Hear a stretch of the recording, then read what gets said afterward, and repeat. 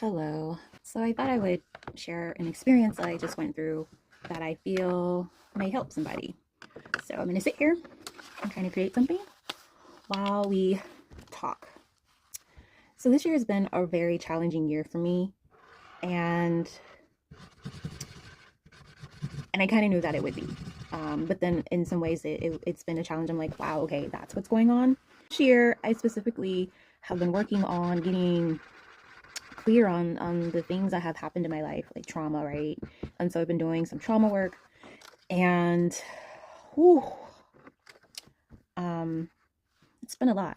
I actually had a night terror the morning of Thanksgiving, and it was deeply, deeply scary. It made me realize the need to talk about what happens when you start to process through your trauma, like what can happen. Like I've known this as a practitioner.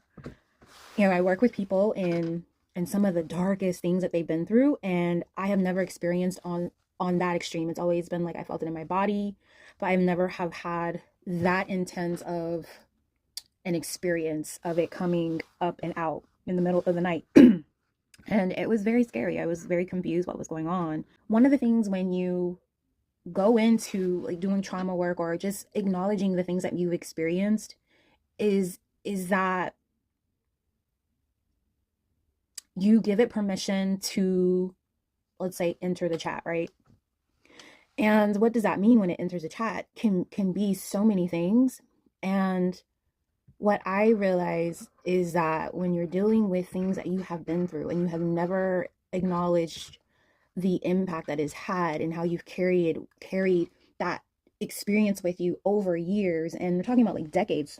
So when it comes to trauma and dealing with the things that have happened, and you're really focused on processing, really just the acknowledgement piece, like, oh, this happened, and seeing how it has impacted you. There's this wonderful book. If you're in like the healing community, you hear it all the time: the body keeps the score. And it's true.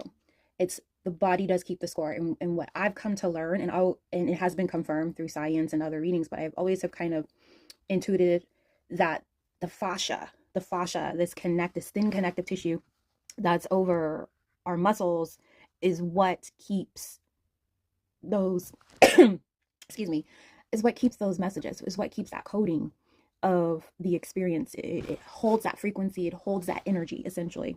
We're going to continue the conversation in another part. So stay tuned.